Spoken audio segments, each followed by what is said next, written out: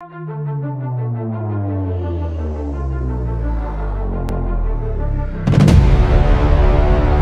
হিসেবে নিজেকে নিয়ে গর্ববোধ করা তুলসী গ্যাবার্ড বাংলাদেশের হিন্দুদের বিষয়ে বরাবরই সোচ্চার হয়েছিলেন।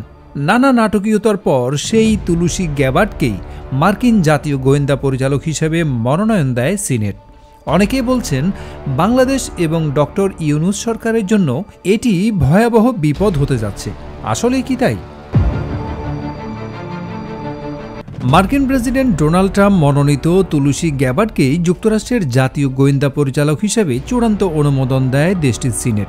দেশটির স্থানীয় সময় বুধবার সিনেটে তুলসীর মনোনয়ন চূড়ান্ত হয়। টাইমের প্রতিবেদনে বলা হয়েছে, মনোনয়ন চূড়ান্ত হওয়ার পর তুলসী ইতিমধ্যেই শপথ নিয়েছেন তার অধীনে দেশটির 18টি গোয়েন্দা সংস্থা থাকবে।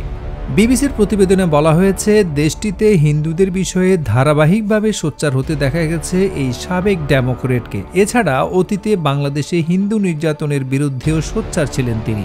2021 সালে দুর্গাপূজার সময় বাংলাদেশে সহিংসতা দেখা যায়। শতাধিক হিন্দু পরিবারের উপর হামলার ঘটনা ঘটে। সে সময় বহু হিন্দু মন্দির, বাড়িঘর ও দোকানপাটে ভাঙচুরের ঘটনা ঘটে।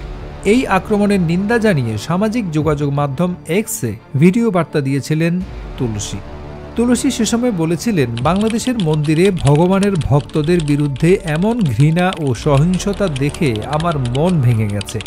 জিহাদিদের এই বিশ্বাস যে মন্দির ও মূর্তি জ্বালিয়ে দেওয়া এবং নষ্ট করলে তাদের ঈশ্বর সন্তুষ্ট হবেন, আসলে দেখায় যে তারা ঈশ্বর থেকে কতটা দূরে। বাংলাদেশের তথাকথিত ধর্মনিরপেক্ষ সরকারের কাছে সময় এসেছে যে তারা হিন্দু, খ্রিস্টান ও বৌদ্ধ সহ সে দেশের ধর্মীয় সংখ্যালঘুদের ঘৃণার জিহাদি শক্তির হাত থেকে রক্ষা করুক।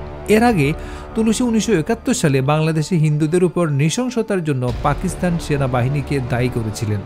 2019 সালে তুলসী গ্যাবার্ড তার হিন্দু পরিচয় সম্পর্কে রিলিজিয়ন নিউজ সার্ভিসের জন্য একটা প্রতিবেদন লিখেছিলেন।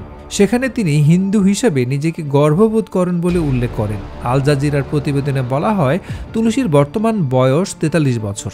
তিনি মার্কিন কংগ্রেসে প্রথম হিন্দু কংগ্রেস সদস্য ছিলেন। বিবিসি জানায়, 1981 সালে মার্কিন যুক্তরাষ্ট্রের সামোয়ায় জন্মগ্রহণ করেন তুলসী। তার বাবা মাইক গ্যাবার্ড এবং মা ক্যারল গ্যাবার্ড।